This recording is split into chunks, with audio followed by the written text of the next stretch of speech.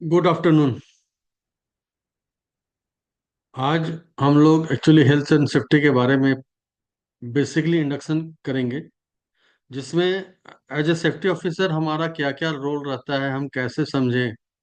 और हम लोग इसमें हर एक चीज़ को टच करेंगे। वर्क एट हाइट हो, कन्फाइंड स्पेस हो, लोटो हो, इलेक्ट्रिकल सेफ्टी हो, और कंपनी का विजन क्या होना चाहिए, एम्बिशन क्या होना चाहिए, पॉलिसी क्या होती है, इस सब के बारे में हम लोग ब्रीफ में बात करेंगे। तो पहला जो है वो है कंपनी का एम्बिशन क्या होना चाहिए। कंपनी कंपनी का एम्बिशन जो है वो जनरली जीरो हार्म होता है, जहां पर कंपनी गर्व कर सकती है कि उसका क्या अचीवमेंट है।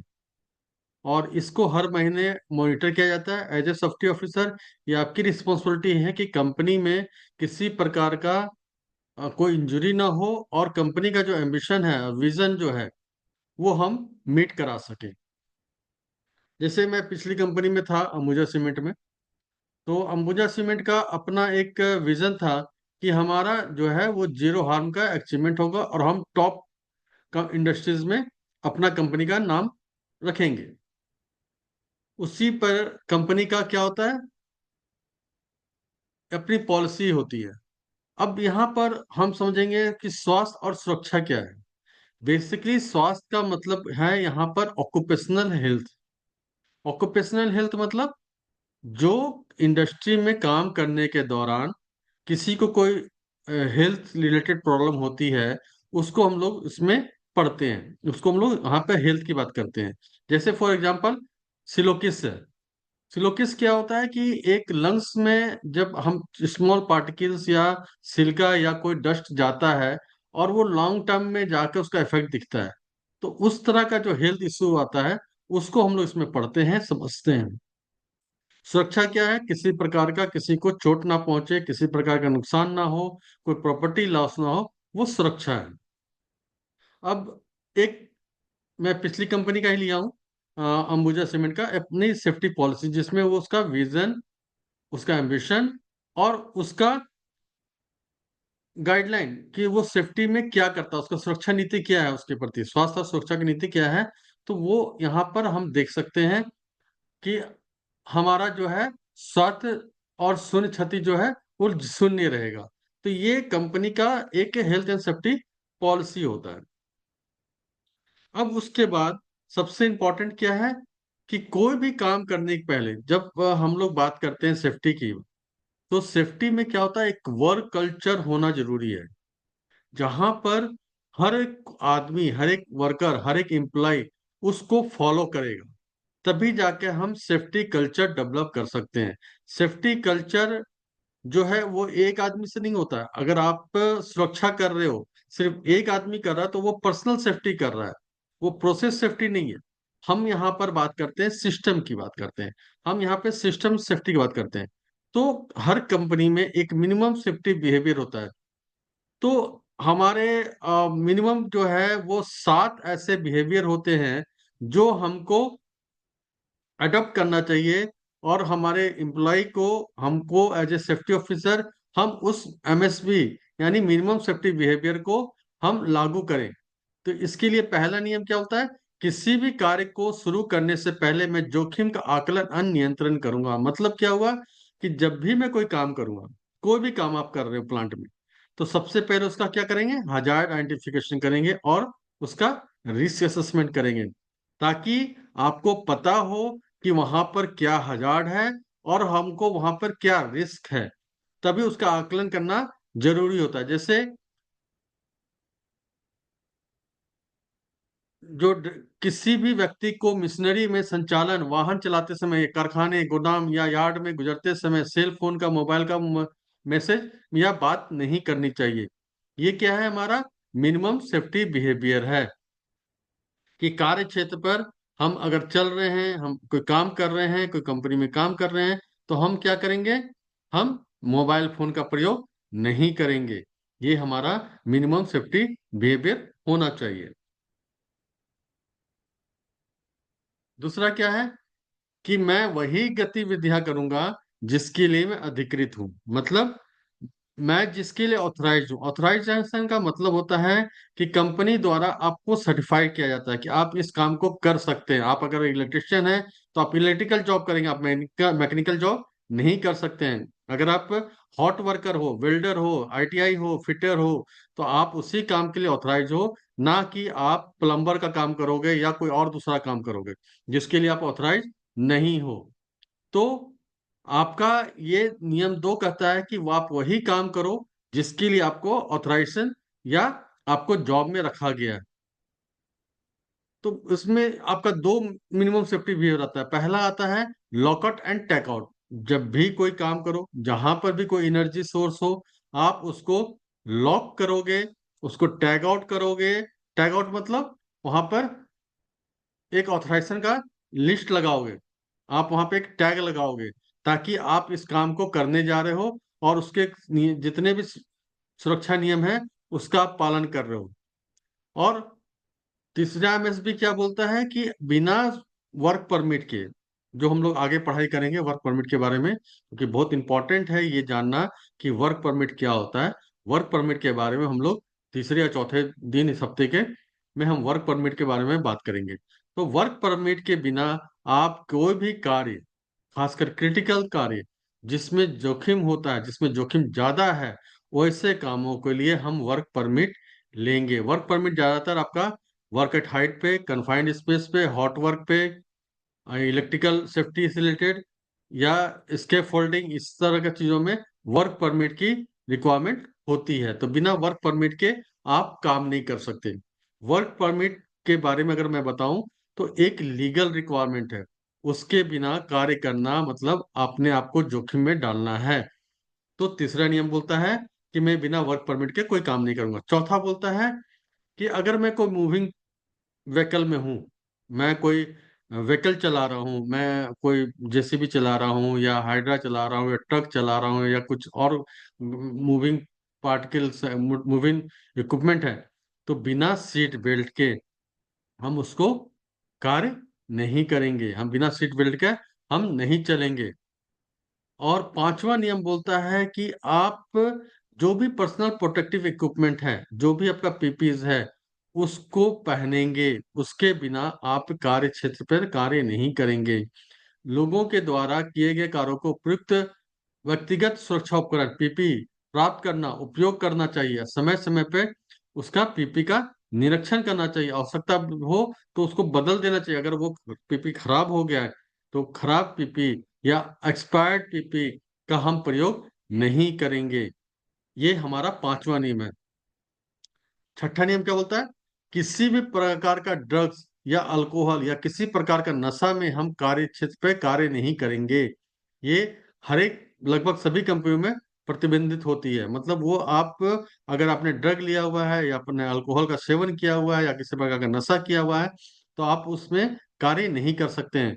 और सातवां नियम बोलता है कि जो भी इंसिडेंट हुआ हो प्लांट में, चाहे वो नियर मिस हो, चाहे वो कोई इंसिडेंट हो, आप उसकी रिपोर्टिंग प्रॉपर करेंगे, प्रॉपर थ्रू द चैनल जाके रिपोर्टिंग करेंगे। तो ये हमारा जो मिनिमम सेफ्टी बिहेवियर है, इसको हमको पालन करना पड़ेगा और हमको पालन कराना है एज ए सेफ्टी ऑफिसर। ये हमारा नियम बनता है कि जो मिनिमम 7 सेफ्टी बिहेवियर है, इसको हम कार्य क्षेत्र पर लागू कराएंगे। चाहे वो हम टूल बॉक्स के थ्रू कराएं, चाहे ट्रेनिंग के थ्रू कराएं, वो हमारा कर्तव्य है कि हम इस नियमों को, इस बिहेवियर को इम्प्लीमेंट करें, ताकि हमारा वर्क कल्चर जो है अच्छा हो। यहाँ पर पीपीज की बात करें तो पीपीज में जनरली क्या होता है? सेफ्टी हेलमेट, सेफ्टी जैकेट, पैर की सुरक्षा के लिए आपका सेफ्टी शूज, चश्मा, चश्मा आपको सेफ्टी गोगल्स, आपका अगर धूल डस्ट वहां ज्यादा है तो आप मास्क का प्रयोग करें। और अगर आपको वहां पर कोई तेज ध्वनि या साउंड पॉल्यूशन है या कोई ऐसा ध्वनि है जिससे आपको सुनने में दिक्कत आ सकती है, तो वहां पर हमको, आपको एयर प्लग लगाना कंपलसरी है। तो ये जो 6 पीपीज हैं, ये जनरली सभी इंडस्ट्री में मैंडेटरी होता है और इसके बिना कार्य क्षेत्र पर काम नहीं करना चाहिए। तो सेफ्टी ऑफिसर का कर्तव्य बनता है कि वो ये सब चीजें वहां पर 100% इम्प्लीमेंट कराएं, वहां पे बिना पीपीएस के कोई भी व्यक्ति कार्य में नहीं कर सके।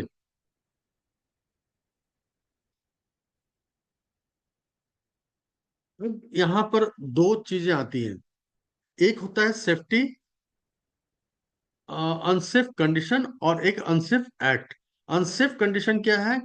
जो मैनेजमेंट के द्वारा या सिस्टम के कारण वहां पर कोई चीज उत्पन्न हो गई जिससे हजार्ड क्रिएट हो गया है, उसको बोलते हैं अनसेफ कंडीशन। जैसे एग्जांपल मान लो कि मान लो रास्ते में कोई गड्ढा हो गया है, या कोई फाटक टूट गया है, या मान लो वहां का मशीनरी में रेलिंग जो है वो टूटा हुआ है, तो वो अनसेफ कंडीशन में आएगा।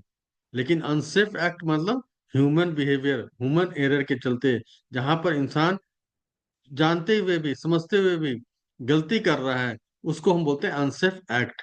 तो अगर सेफ्टी में कोई भी इंजरी होता है तो उसके दो ही कारण हो सकते हैं, अनसेफ कंडीशन और अनसेफ एक्ट। जैसा कि आंकड़ा बताता है कि 80% जो दुर्घटनाएं होती हैं वो होती है अनसेफ एक्ट के चलते, और सिर्फ 18% होता है अनसेफ कंडीशन चलते, और 2% होता है गॉड एक्ट, मतलब भगवान के द्वारा कोई ऐसा हादसा हो गया है जो गॉड कृत है या भगवान के द्वारा किया गया है। तो आपका जो है 80% दुर्घटना जो है वो अनसेफ एक्ट के कारण होता है। तो हमको अनसेफ एक्ट पर काम करना चाहिए, जो इंसानों के द्वारा एरर हो उसको दूर करने का कोशिश करना चाहिए।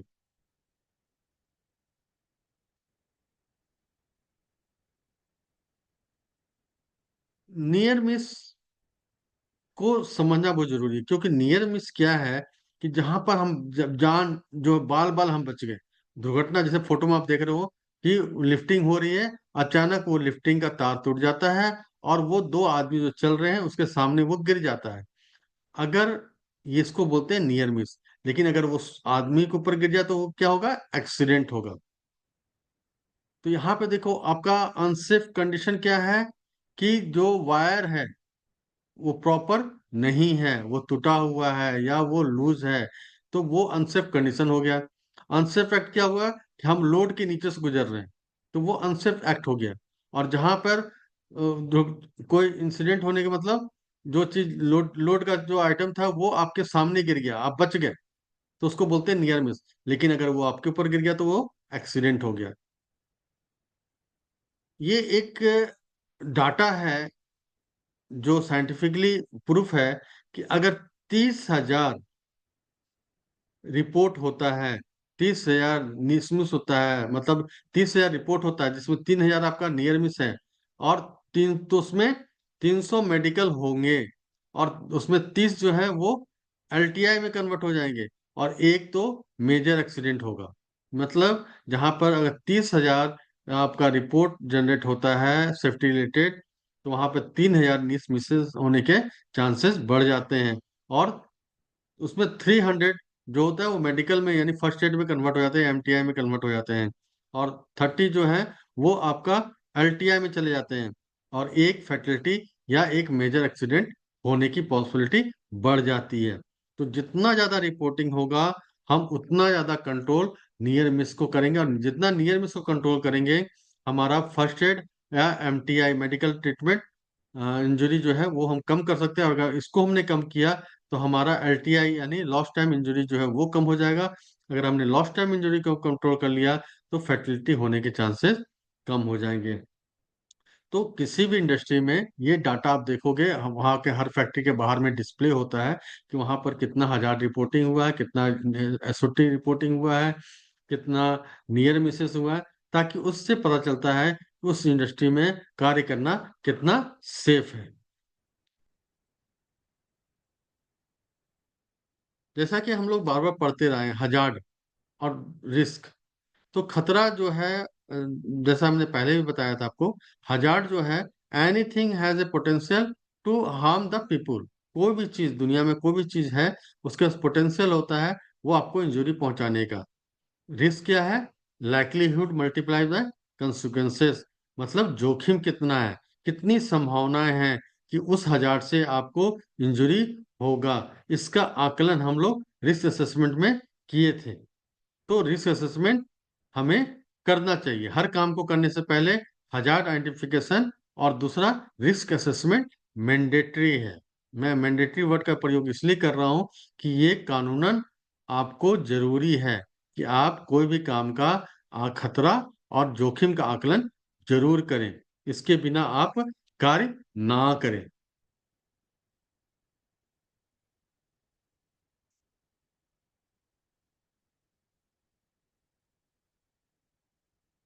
तो खतरे का पहचान और नियंत्रण क्या होगा कि हम पहचाने कि कितने सारी चीजें हैं।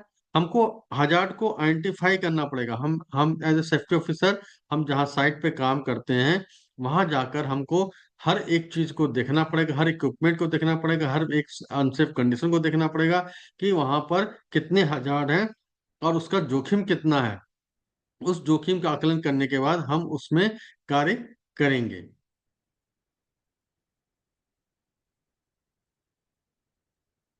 तो ये बार बार मैं बता रहा हूँ, खतरों की पहचान करो, खतरों का सूचना करो, खतरों को दूर करो।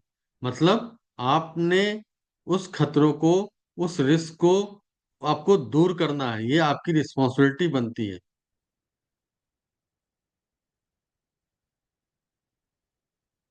ये सीमेंट इंडस्ट्री या कोई भी इंडस्ट्री में अगर प्रोडक्शन की एक्टिविटी देखोगे तो वहां पर कितने तरह के खतरे हो सकते हैं। एक होता है चलती मशीन, मतलब मूविंग पार्टिकल्स, मूविंग इक्विपमेंट है या मूविंग मशीनरी है, उससे आपका खतरा बढ़ता है। गिरने वाली वस्तुओं से खतरा रहता है। ऊंचाई पे अगर हम काम कर रहे हैं तो खतरा है। कन्फाइंड स्पेस है तो वहां खतरा है। अगर वहां पर कोई एनर्जी है, कोई सोर्स है जिससे जैसे इलेक्ट्रिसिटी है या प्री हीटर है, बॉयलर है, तो वहां पे आपको खतरे हैं। आपको जहां पर दबाव है, जहां पे प्रेशर का काम हो रहा है, या मोबाइल इक्विपमेंट है, वहां पे आपके खतरे हैं। तो इन सब चीजों का जो भी इक्विपमेंट है उसका प्रॉपर मेंटेनेंस होना जरूरी है, उसका रख रखाव होना जरूरी है। ताकि वो अगर उसका रख रखाव, उसका पीरियोडिक मेंटेनेंस, उसका प्रो प्रो प्रो मेंटेनेंस भी इम्पोर्टेंट है। और वहां पर जो भी चीज है उसका करना। अगर वहां पे माइनिंग काम करता है, माइनिंग भी हमारे जैसे पिछले कंपनी में माइनिंग था, तो माइनिंग के बारे में भी वहाँ का जो मूविंग मैटिक आपका मूविंग इक्विपमेंट है, क्रेन है, मोबाइल पे काम करना, मोबाइल पर ऊंचाई पे काम करना था, या मान लो आइसोलेशन की बात आती है, वहाँ ये सब चीजों गतिविधियों को हमको मॉनिटर करना पड़ेगा और वहाँ पे देखना पड़ेगा कि ये सब खतरे जो हैं आम खतरे हैं और इनसे हमने बचाव का क्या उपाय कर रखा है। तो हम लोगों ने पढ़ा था hierarchy of the risk control. Hierarchy of risk control में आपको याद होगा हमने बताया था कि 5 तरह के हिरार्की हैं जिससे हम कंट्रोल करते हैं। एक तो सबसे पहले करना, आपको इलिमिनेट द हजार्ड, मतलब उस हजार्ड को खत्म कर दो, दूर कर दो। या सब्स्टिट्यूट द हजार्ड, मतलब उस हजार्ड के बदले में कोई दूसरा जगह आप देख लो। तीसरा है इंजीनियरिंग कंट्रोल, जहां पर इंजीनियरिंग टूल्स के मेथड से या इक्विपमेंट के मेथड से हम उस हजार्ड को कम कर देते हैं। चौथा है आपका एडमिनिस्ट्रेटिव कंट्रोल। और लास्ट में आता है पीपीज। इन सब चीजों को जब हम कंट्रोल में लाते हैं, हम हिरार्की ऑफ कंट्रोल यूज करते हैं, तो ये हमारा वहां का रिस्क कंट्रोल होता है, जिसमें सबसे ज्यादा प्रभावी क्या होता है आपका eliminate the hazard, substitute the hazard और इंजीनियरिंग कंट्रोल। जो ज्यादा इफेक्टिव नहीं होता है वो होता है आपका एडमिनिस्ट्रेटिव कंट्रोल और पीपीस। पीपीस को सबसे कमजोर कड़ी माना गया है रिस्क कंट्रोल करने के लिए। अगर आप रिस्क कंट्रोल सिर्फ पीपीएस के थ्रू कर रहे हो तो आप बहुत बड़ा रिस्क ले रहे हैं इंजरी का। तो हमको पीपीएस से कम ज्यादा ध्यान इंजीनियरिंग कंट्रोल और एडमिनिस्ट्रेटिव कंट्रोल पे लगाना चाहिए। अगर हम हजार को दूर कर सकते हैं परमानेंटली तो वो मच बेटर है।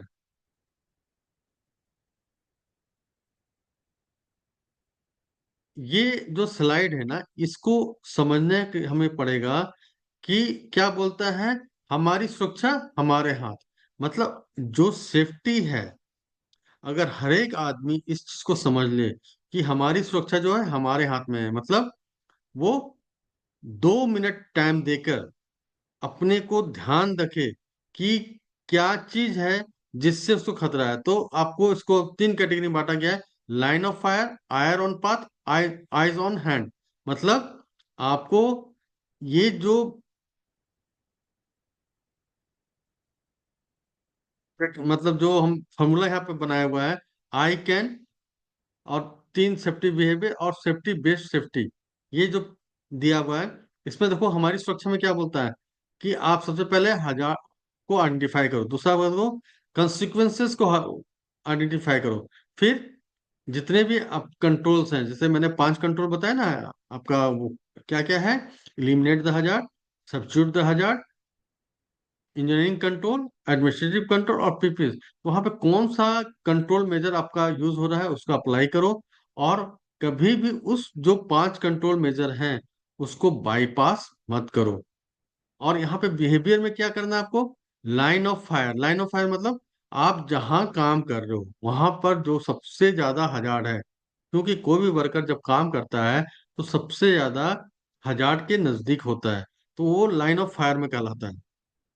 तो जब आप लाइन ऑफ फायर में काम कर रहे हो तो आपको वहां पर ध्यान पूरा लगाना चाहिए। जैसे मैंने आपको शुरू में कहा था ना, 7 मिनिमम सेफ्टी बिहेवियर है, मतलब मोबाइल फोन का उपयोग मत करो, आपने लोग टोक किया है कि नहीं किया है, आपने मूविंग पार्टिकल में गार्डिंग की है कि नहीं की है, आपने किसी तरह का नशा तो नहीं किया हुआ है, आपने परमिट लिया है कि नहीं लिया।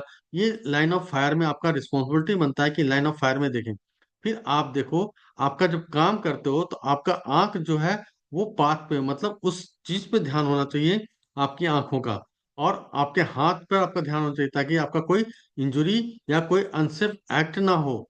और जो पांचवा है वो आपका बिहेवियर बेस्ड सेफ्टी, जो 7 मिनिमम सेफ्टी बिहेवियर था, उनका पालन करेंगे तब जाकर हम लोग वी केयर की बात कर सकते हैं, हम सुरक्षा की बात कर सकते हैं।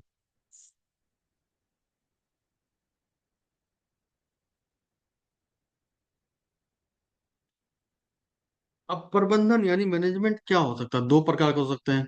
एक तो निगेटिव मैनेजमेंट हो सकता है, एक पॉजिटिव मैनेजमेंट होता है।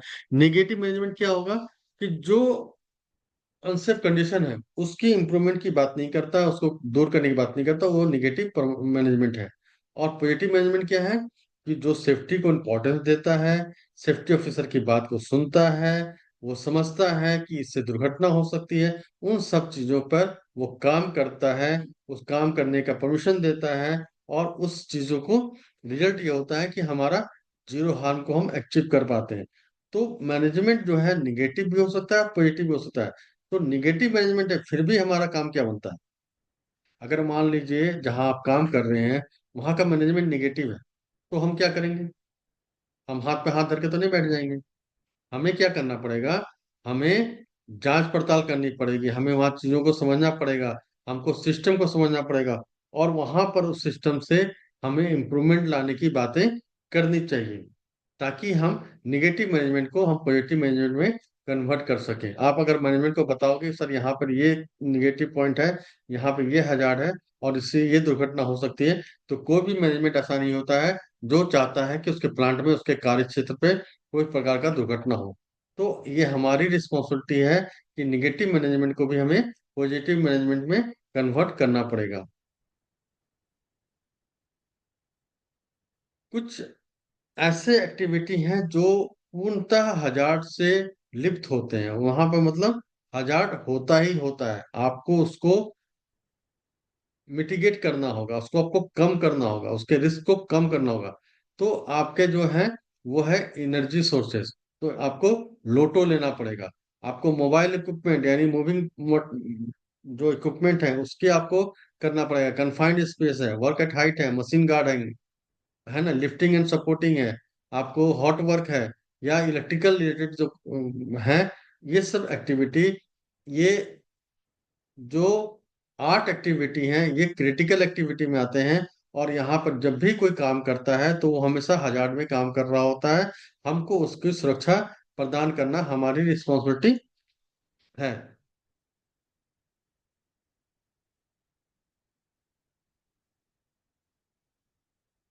अब एनर्जी आइसोलेशन क्या होता है? एनर्जी आइसोलेशन का मतलब हुआ कि वहां पर जहां पर भी एनर्जी का सोर्सेज है, जहां पर भी एनर्जी के सोर्सेज हैं, हमको वहां पर उस सोर्सेज को रोकना पड़ेगा, नियंत्रित करना पड़ेगा। जैसे यहाँ पिक्चर में देखिए, सुनिश्चित करें, सुनिश्चित करें और ये इंश्योर करें कि वहां पर जो भी एनर्जी सोर्सेज हैं वो हमारे कंट्रोल में है।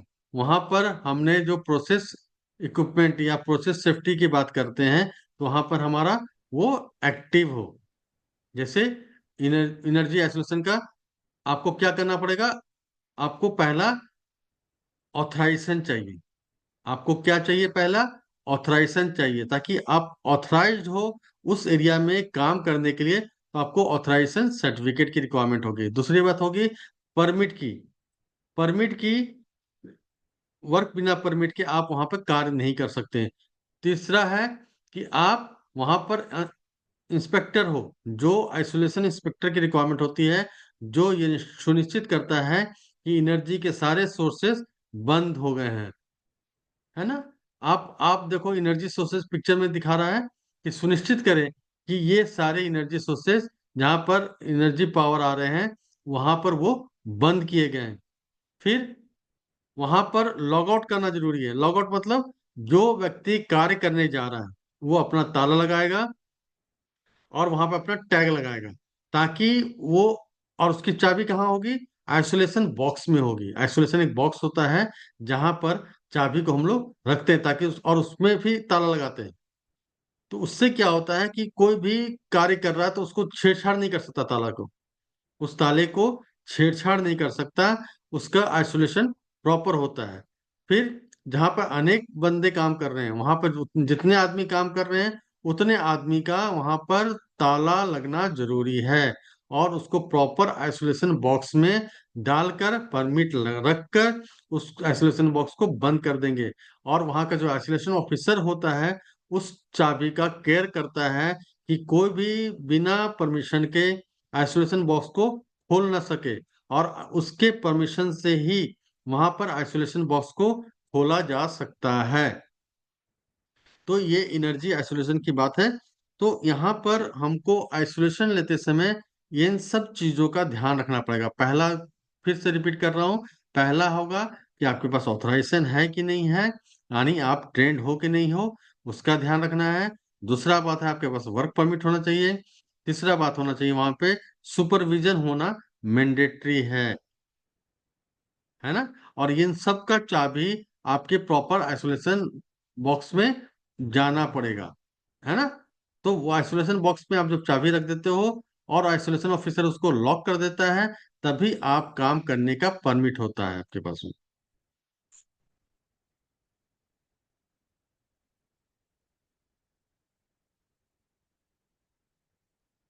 अगर कोई ऐसा एनर्जी सोर्स है जहां पर आपको लाइव काम करना है, मतलब वहां पर आप एनर्जी को बंद नहीं कर सकते हैं, तो आपको वहां पर लाइव वर्किंग करनी है, तो लाइव वर्किंग का लाइव परमिशन हमको लेना पड़ेगा। वहां पर भी सेम आएगा। आपके पास ऑथराइजेशन होना चाहिए, आपके पास परमिट होना चाहिए, और आपके पास प्रॉपर इक्विपमेंट होना चाहिए, ताकि आप प्रॉपर इक्विपमेंट के साथ में ही वहां पे काम कर सकें। ठीक है? और यहाँ पर जहाँ पर 110 वोल्ट तक एनर्जी होता है, वहां पर लोग लाइव, जैसे पंख आपका बिजली पे काम कर रहे हैं या कोई ऐसा एनर्जी सोर्स पे काम कर रहे हैं, तो वहां पर आपको लाइव परमिशन, लाइव परमिट लेना कंपलसरी है। लॉकआउट एंड टैगआउट भी होना जरूरी है। और उस एरिया को बैरिकेड करना भी जरूरी है। अगर बैरिकेड किया हुआ, बैरिकेड को कोई तोड़ के जा रहा है, जैसा सबसे नीचे फोटो में आप देख रहे हो, तो वो अनसेफ एक्ट में आता है और वो वायल है। जैसे यहाँ पे देखो आप, वो क्या कर रहा है? ताला तोड़ रहा है। तो ये परमिशन नहीं है। तो आइसोलेशन डिवाइस के साथ छेड़छाड़ करना गलत है। और इसको हमारे को इंश्योर करना है कि अगर जहां पर आइसोलेशन है या लोटो लोटो लिया हुआ है, वहां पर कोई भी बंदा उसके साथ छेड़छाड़ी नहीं करे। तो इसके लिए सेफ्टी ऑफिसर के नाते आप क्या क्या काम किया है? तो आपका काम आता है कि आप पहले वहां देखिए। सबसे पहले क्या करेंगे हम लोग? ऑथराइजेशन को चेक करेंगे। ऑथराइजेशन को चेक करेंगे, और हम ये करेंगे कि वहां पर कोई भी लॉकआउट एंड टेकआउट के साथ में छेड़छाड़ नहीं कर रहा है।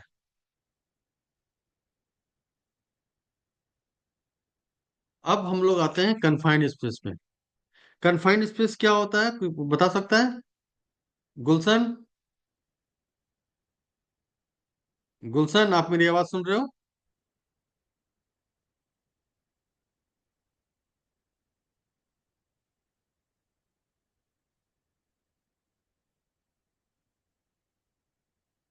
गुलशन, हाँ सर। मेरी आवाज आ रही है आपको? हाँ सर, मैं अभी ड्यूटी में हूँ, टाइम मिला है तो क्लास कर रहा हूँ। बताइए सर। कन्फाइंड स्पेस के बारे में जानते हो क्या होता है? डिफाइंड कन्फाइंड मतलब वो संकरा स्थान जहाँ पे मतलब आदमी घुस नहीं पा सकता है चल करके। बहुत अच्छा, बहुत अच्छा, बहुत अच्छा, चलो ठीक है। ठीक है, कन्फाइंड स्पेस वैसा कार्य क्षेत्र जहां पर काम करने की सुविधा आरामदायक नहीं होती, जहां पे ऑक्सीजन का लेवल कम होता है। ऑक्सीजन का लेवल अगर वहां पर 19.5 से लेकर 22.5 के बीच होता है, तो वो कन्फाइंड स्पेस हम्म। कहलाता है। ठीक है। वहां हम्म। पर कंफर्ट जोन नहीं होता है, मतलब आदमी को जो कार्य करने के लिए अपना शरीर को हिलने डुलने के लिए जो स्थान की जरूरत है, वो वहां नहीं होती है। वहां पे एनर्जी सोर्स और ऑक्सीजन की मात्रा कम होती है, तो उसको हम लोग कम कन्फाइंड होते स्पेस बोलते हैं। ठीक है। तो कन्फाइंड हैं। स्पेस में भी काम करने के नियम है। एक एक मिनट हो।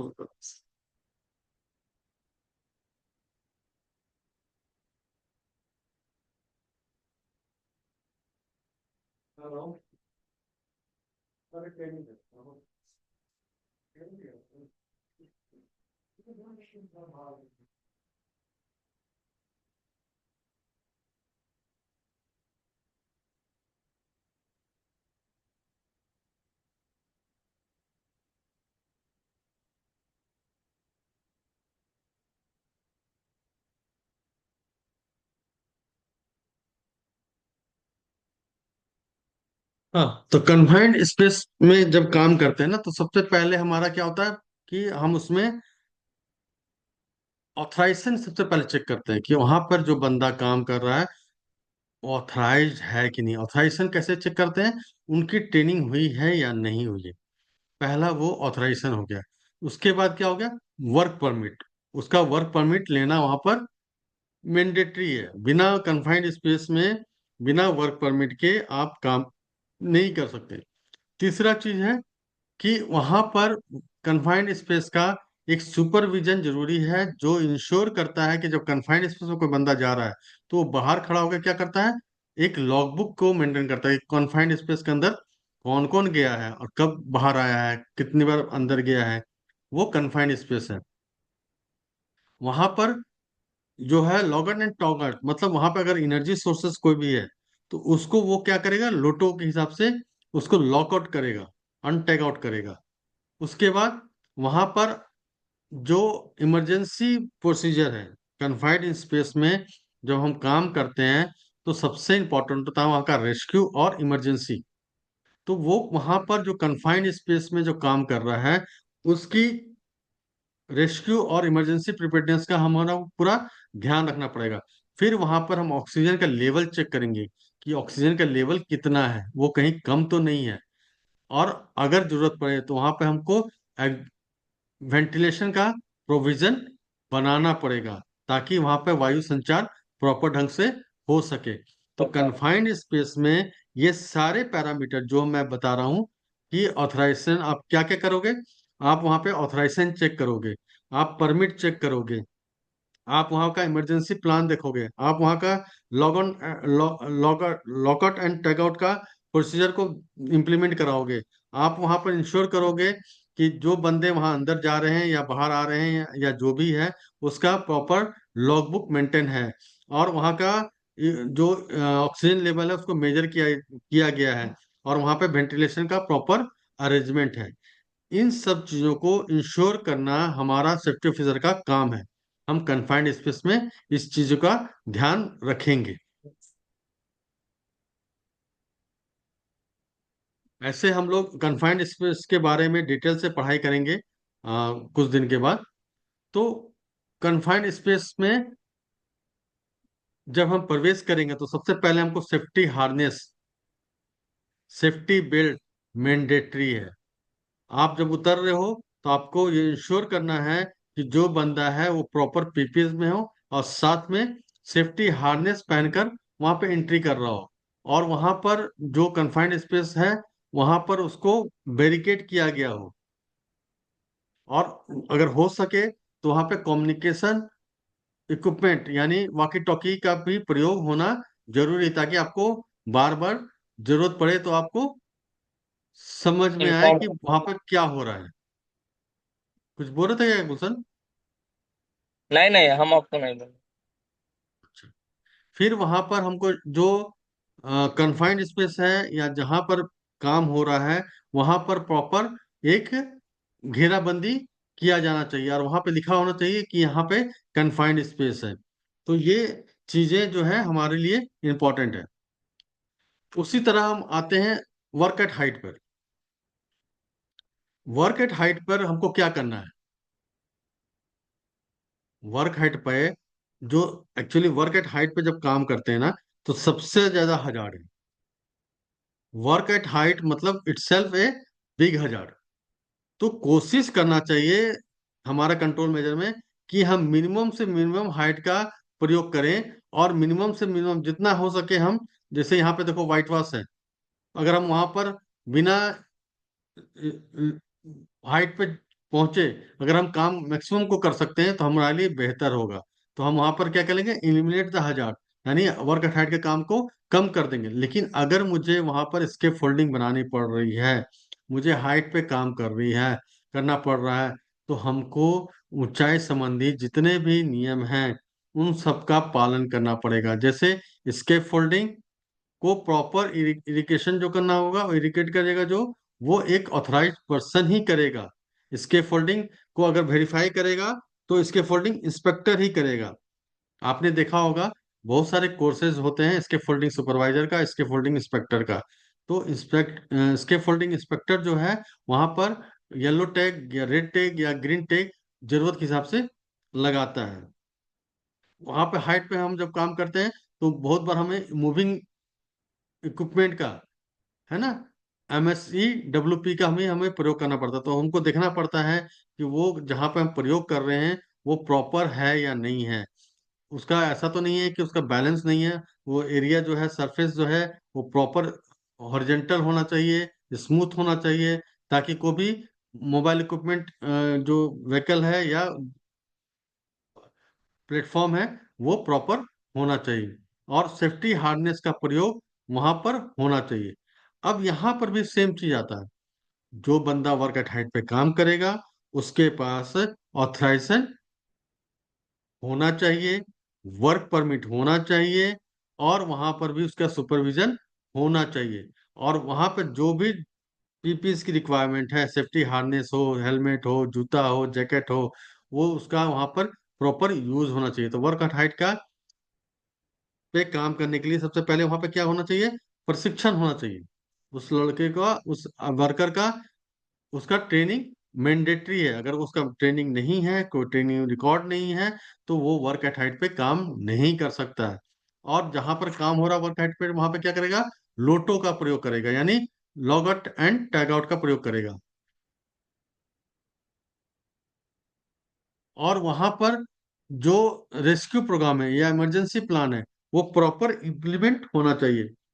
तो हम एज ए सेफ्टी ऑफिसर हम लोग वहां पे जब साइट पे जाते हैं तो हम वहां पे जो चीजों को देखते हैं वो होता है कि एक ऑथराइजेशन, वर्क परमिट, लोटो का इम्प्लीमेंटेशन, सेफ्टी हार्नेस, उसको चेक करते हैं उसका कब का बना है, कौन बनाया है, मैन्युफैक्चरिंग क्या है, OEM क्या बोलता है उसके बारे में, जो इस लेडर यूज हो रहा है या जो इसके फिल्डिंग यूज हो रहा है उसको प्रॉपर टेस्टिंग है, सर्टिफाइड है कि नहीं है। उसके बाद जो बंदा काम कर रहा है वो सीढ़ी पे चढ़ने का उनको ट्रेनिंग है कि नहीं है। इन सब चीजों को हम वहां पर सुरक्षा को देखते हैं। तो ये सेफ्टी ऑफिसर का रिस्पॉन्सिबिलिटी है कि वहां पर ये सारे चीज इम्प्लीमेंट हो। अगर वो फॉल अरेस्टर में है और उसमें जो फॉल अरेस्टर का जो गाइडलाइन है वो प्रॉपर एंकरिंग होना चाहिए, वो हुकिंग उसका प्रॉपर होना चाहिए, ताकि अगर कोई बंदा काम कर रहा है, अगर वहां से गिर रहा है, तो उसको होल्ड करने का वहां पर होना चाहिए। जैसे काम करते समय नीचे में नेट भी होना जरूरी है, ताकि अगर बंदा कोई गिरे तो वो इंजर्ड ना हो पाए। तो ये ऊंचाई पे काम करते समय हम इन सब चीजों का प्रणाली का ध्यान रखेंगे।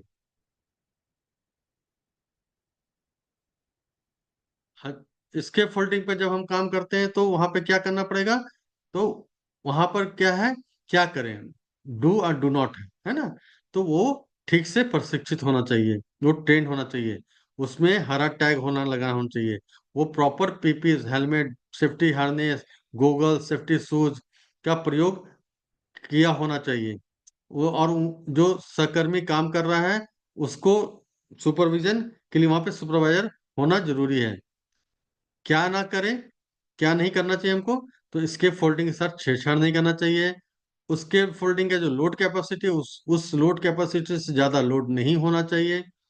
और वहां पर कोई इक्विपमेंट ना गिरे, है ना, या जहां पर हाइट को हम बढ़ाते हैं, जहां पर रेलिंग खत्म होता है, उसके ऊपर में हम खड़ा ना हो। और क्षतिग्रस्त यानी रेड टैग वाले इसके फोल्डिंग का प्रयोग हमें नहीं करना चाहिए। इसके फोल्डिंग में ध्यान रखना है कि एक ऑथराइज वेंडर से ही इसके फोल्डिंग का इक्विपमेंट परचेस किया गया हो, जो आईएसआई सर्टिफाइड होना चाहिए।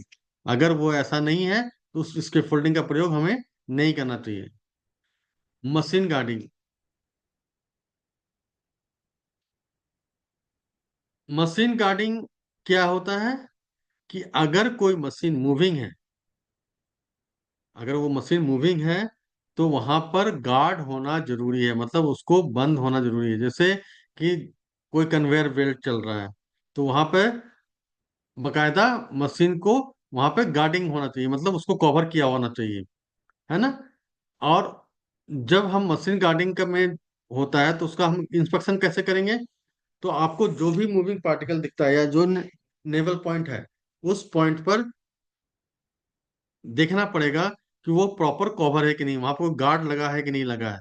और वहां पर फिर वहां पर भी यही 5 चीजें लागू होती है। पहला कि बंदा ऑथराइज होना चाहिए, वर्क परमिट होनी चाहिए, वहां पर कोई सुपरविजन के अंडर में ही काम करना चाहिए, जो मशीन गार्डिंग है वो अप्रूव्ड होना चाहिए, वो लिस्टेड होना चाहिए, वहां पे लूज कपड़ा नहीं पहनना है, वहां पर आपका जो भी अगर आपने लूज कपड़ा पहना है तो वो अलाउ नहीं है। और ऐसा कोई भी आपका शरीर में, बॉडी में ऐसा कोई भी पार्ट्स नहीं होना चाहिए जो लटक रहा हो। यानी उससे क्या होगा कि वो मशीन के क्षेत्र पे आकर हो सकता है उसको आपका वो मशीन में फंस जाए। जैसे यहाँ पे देखो, लास्ट में दिया है कि कोई अपने ऑर्नामेंट्स पहना हुआ है, कोई गहना पहना हुआ है, कोई बेल्ट पहना हुआ है, जो लूज है वो मशीन में आने की चांसेस बढ़ जाती है। मशीन गार्ड का जो रूल होता है वो थम्स रूल क्या है, उसका थम्स रूल ये बोलता है कि मशीन गार्ड में आपका एक उंगली तक भी अंदर ना जा सके, ताकि मशीन को छू ना सके। तो वहां पर वैसा अरेंजमेंट होना चाहिए कि वो बैरिकेशन बैरिकेड ऐसा होना चाहिए, जैसे यहाँ पे देखो नेट लगा हुआ है, तो वो ऐसा होना चाहिए ताकि आपका हाथ भी अंदर ना जा सके। कन्वेयर बेल्ट है और कोई ऐसा इक्विपमेंट है, वहां पर प्रॉपर गार्डिंग होना जरूरी है।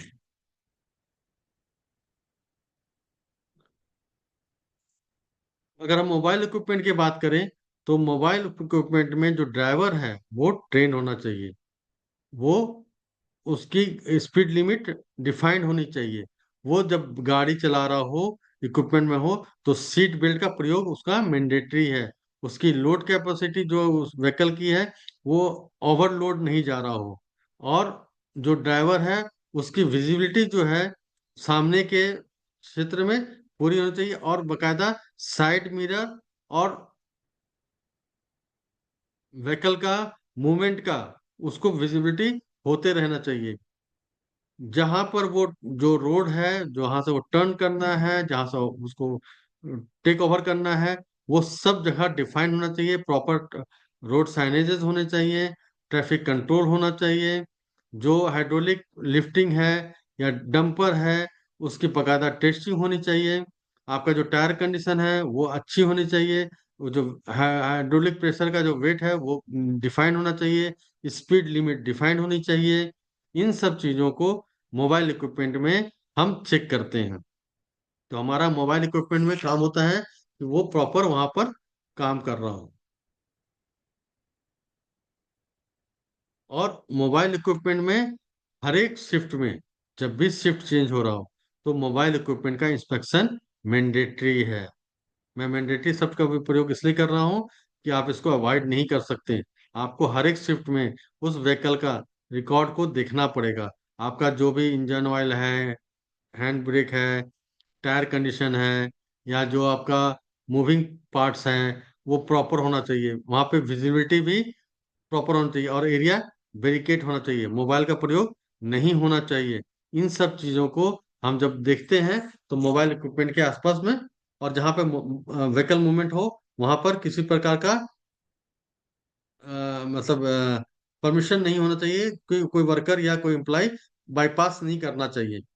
तो ये मोबाइल इक्विपमेंट का सेफ्टी की बात होती है। अब हम लोग आते हैं हॉट वर्क। हॉट वर्क में जहाँ पे हम लोग काम करते हैं, वहाँ पे एक्सटर्नल गैस और ऑक्सीजन गैस, दो सिलेंडर होते हैं। दोनों को वर्टिकल होना चाहिए। दोनों को प्रॉपर चैन लगा होना चाहिए। वर्क परमिट आपको उसकी होनी चाहिए। जो बंदा हॉट वर्क कर रहा है, उसका ट्रेनिंग होना चाहिए। उसके पास जो इक्विपमेंट है वो सर्टिफाइड होना चाहिए, वो टेस्टेड होना चाहिए। आपका जो उसका जो वायर है वो प्रॉपर इंसुलेटेड होना चाहिए, अर्थिंग होना चाहिए।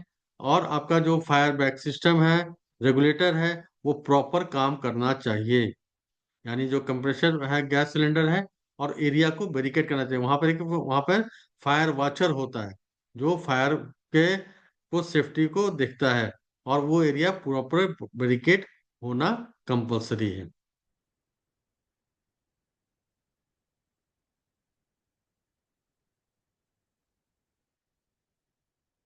जैसा कि पिक्चर में देख रहे हो, ऑक्सीजन सिलेंडर और एसिटिलीन गैस जो है, उसकी प्रेशर को, जो जो इंडिकेटर्स है उसमें प्रॉपर दिखना चाहिए। और हमें प्रॉपर पीपीज का फॉलो करना चाहिए। हमको जो दस्ताने हैं, वेल्डिंग के दस्ताने हैं, वेल्डिंग शील्ड है, वो प्रॉपर वहां पे पहना होना चाहिए। हम यहाँ पर सबसे पहले समझने की बात है कि हॉट वर्क जब कर रहे हैं, कहाँ पे कर रहे हैं, इसका रिस्क असेसमेंट हमारे पास होना चाहिए। देखिए, वो वेल्डिंग का काम जो है कहाँ पे चल रहा है, कन्फाइंड स्पेस में चल रहा है, वर्क एट हाइट पे चल रहा है, या इलेक्ट्रिकल एरिया में चल रहा है, या आपका ऑयली एरिया में चल रहा है, या जहाँ पर फायर ज्यादा होने की पॉसिबिलिटी है वहां चल रहा है। उन सब का रिस्क असेसमेंट सबसे ज्यादा इंपॉर्टेंट है। क्योंकि अगर हम प्रॉपर रिस्क असेसमेंट नहीं करेंगे, हम उसको कंट्रोल मेजर वहां नहीं लगाएंगे, तो आग या फायर इंसिडेंट होने की चांसेस, या इलेक्ट्रिक्यूशन होने के चांसेस बढ़ जाएंगे। तो हमको वहां पर ये देखना पड़ेगा हॉट वर्क करते समय कि ये सब चीजों का सिस्टम वहां पर अप्लाइड होना चाहिए। वहां पर ऑथराइजेशन होना जरूरी है, वर्क परमिट होना जरूरी है, वहां पे हॉट वर्क फायर वॉचर होना जरूरी है, और प्रॉपर इक्विपमेंट होना जरूरी है। तो इन सब चीजों का हम वहां पर इंस्पेक्ट करते हैं।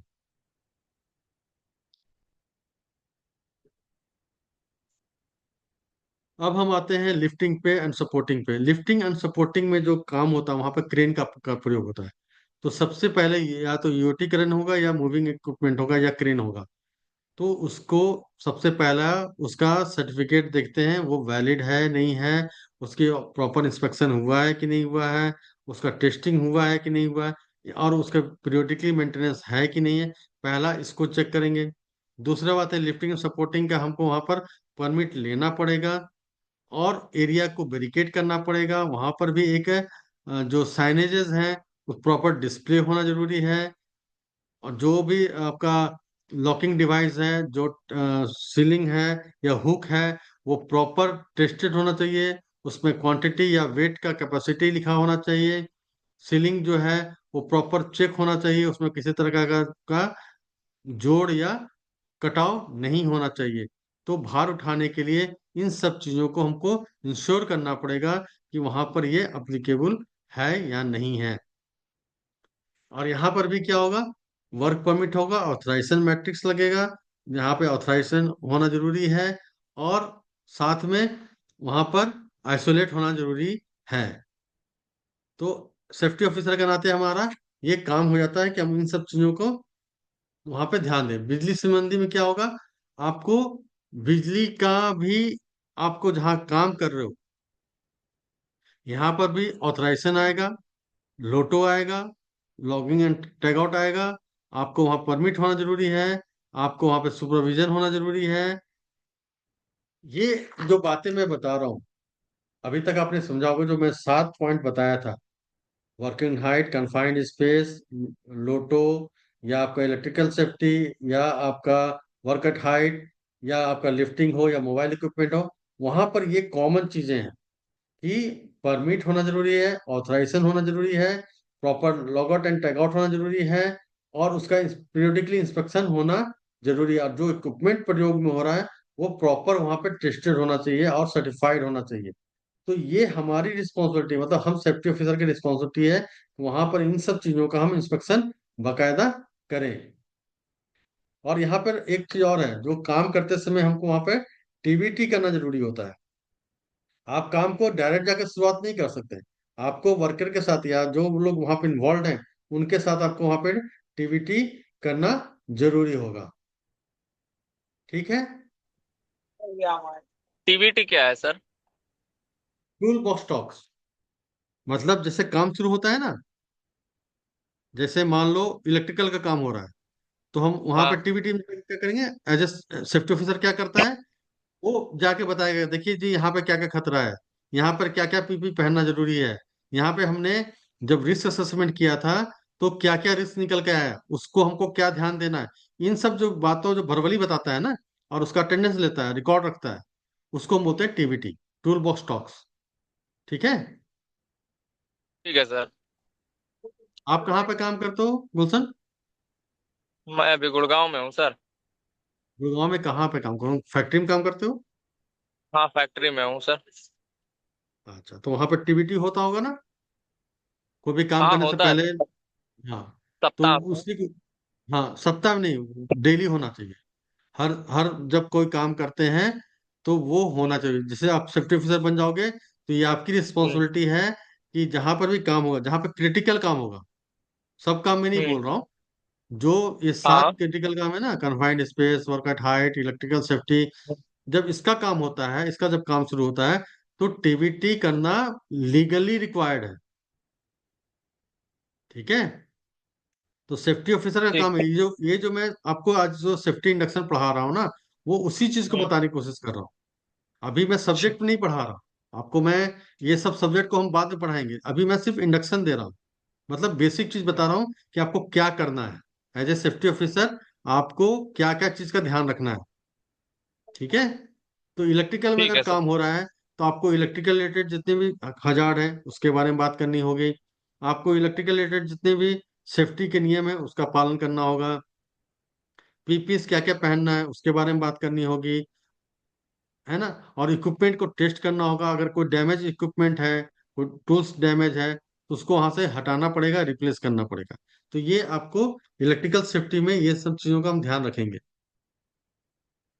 उसका आरसीबी कितना है, जो एमसीबी काम करता है कि नहीं करता है, वहां पे प्रॉपर अर्थिंग है कि नहीं है, जो ग्लव्स यूज हो रहे हैं वो प्रॉपर इलेक्ट्रिकल दस्ताने हैं कि नहीं है, जो शूज पहना है वो इलेक्ट्रिकल सेफ है कि नहीं है ना, फ्लश सूट है कि नहीं है, इन सब चीजों का हमको वहां पर ध्यान रखना पड़ेगा। डिटेल में हम लोग इलेक्ट्रिकल सेफ्टी बारे में पढ़ेंगे। तो अब हम लोग आते हैं इर्गोनॉमिक हजार्ड में। इर्गोनॉमिक हजार्ड क्या है, कि जब कोई चीज हम करते हैं, बार बार करते हैं, तो हमारे शरीर में उसका प्रभाव पड़ता है। जैसे मैनुअली कोई चीज हम लिफ्ट करते हैं तो हमारे कमर पे या पैर पे या हाथ पे उसका प्रभाव पड़ता है। तो जब हम लोग मैनुअली हैंडलिंग करेंगे तो ये एक ऑक्यूपेशनल हजार्ड हो जाता है। तो हमको वहां पर क्या करना चाहिए, इंजीनियरिंग कंट्रोल को यूज में लाना चाहिए। जैसे लिफ्टिंग के लिए यहाँ नीचे फोटो बना हुआ है, आप वहां देखो, उससे आप लिफ्ट करो, आप इक्विपमेंट से लिफ्ट करो, लेकिन मैनुअल हैंडलिंग को आपको मिनिमाइज करना पड़ेगा, सबसे कम से कम करना पड़ेगा, ताकि किसी को नुकसान ना हो, शारीरिक नुकसान हाँ हाँ। ना हो। वर्क परमिट के बारे में हम लोग डिटेल से पढ़ाई करेंगे। वर्क परमिट क्या है कि लीगल परमिट होता है, पेपर होता है जिसमें उसको जो इनिशिएट करता है उसका आदमी साइन करता है, और उसके बाद उसको प्रॉपर फिलिंग होता है। तो वर्क परमिट के बारे में हम लोग डिटेल से पढ़ाई करेंगे। ठीक है। अभी तक कुछ पूछना है कुशन? क्योंकि अभी तो ब्रेक लेना नहीं पड़ेगा। सर, अभी तक नहीं, अभी ठीक है सर, सही चल ठीक रहा है है। ना? हाँ चलो हाँ सर। ठीक है, तो अभी मैं ब्रेक लेता हूँ। हाँ। ठीक है सर, ब्रेक लीजिए। Okay, thank you, bye. Thank you sir, bye.